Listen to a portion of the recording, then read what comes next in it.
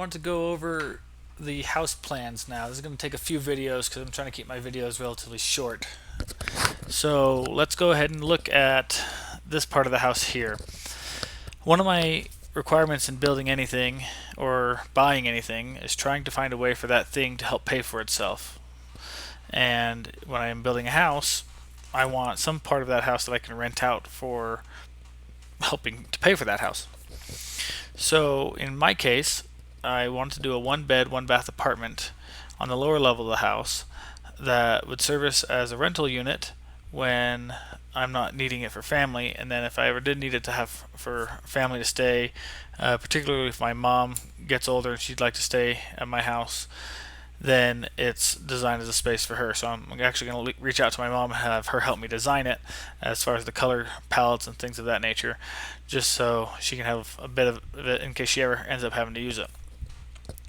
But we'll just take it as this half of the house, or this portion of the house. So in the garage portion, we've got a little just 8x8 garage door. We'll have a partition door, which I'll get into details on those when I build them, that will block off between the garages. And then we have a bench area, upper cabinets, and then full height cabinets. And then a door that goes out, and then come in here. And then we'll have a sidewalk that runs along here. Now, actually, to be honest, most of the time this will actually just be my workshop, and whoever is renting here will have to park just out in front of it. And this will be used for my wood shop and CNC machines and that sort of thing. And if I decide I'm not doing much of that, which is unlikely, but if I decide I'm not doing much of that, then they can park in here. But for the most part, this will probably just be my workshop space, and they can park out here.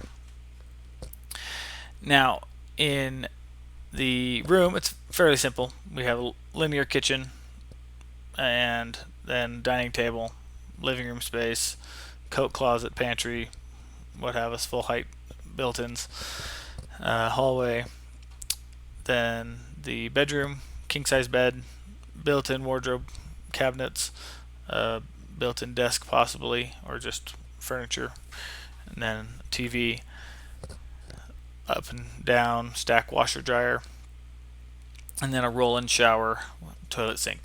Fairly simple, but perfectly sufficient for what it needs to be. Just a nice furnished little one bed, one bath apartment. Then we have a sliding glass door which goes off to the back patio.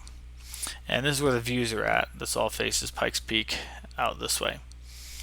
So that's the basics of the ADU. A few notes on it. Depending on jurisdictions, they might call it an ADU, which is an auxiliary dwelling unit. Some people might call it an ancillary dwelling unit, but it's typically auxiliary dwelling unit. And they have various rules depending on the jurisdiction. The number one rules I find on them are that you possibly might have to have a parking space or an off-street parking space to allow them, or you might have to have a door which connects the ADU to the house if it's an integrated ADU. So this is an integrated one because it's built into the house itself. Then you have a detached ADUs, and that would be like the one that's out back in the backyard. And then sometimes they'll also call this an AFS, which is an auxiliary family suite, which basically says you can have anyone you want living in here as long as they're related to the same family. So you sign an affidavit that basically says that. Colorado used to have that. Colorado Springs had that specifically where I was going to be building this, and then Colorado eliminated the definition of family for other things going on in the world. And because they couldn't define family, they could no longer uphold auxiliary family suite. And so that is being abandoned entirely. And so all they'll have are integrated or detached ADUs as your options. And because there's such a significant housing shortage, they've made it so ADUs are allowable in every zone that's a residential zone in a metropolitan area in Colorado.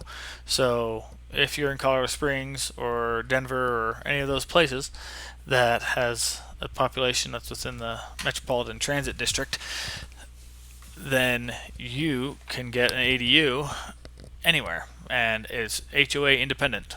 So no matter what your HOA says, you can have one. There are some stipulations that you have to follow, but by and large, they qualify pretty much everywhere in the populated areas. That being said, you do still have to follow certain lease limits. So I wouldn't be able to use this as an Airbnb because that's a short-term rental. Well, in my HOA covenants, short-term rentals are expressly prohibited.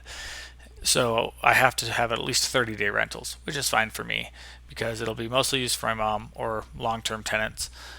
But most likely I'll actually rent it out to traveling nurses and go on 13-week stints following the traveling nurses cycle. I don't think there's anything else to say about it per se. It won't be perfectly ADA accessible, but I am working toward that end as much as possible. The turnaround room in this bathroom is kind of the limiting factor on that, but it will be as accessible as possible and take as many accessible features into it as I can.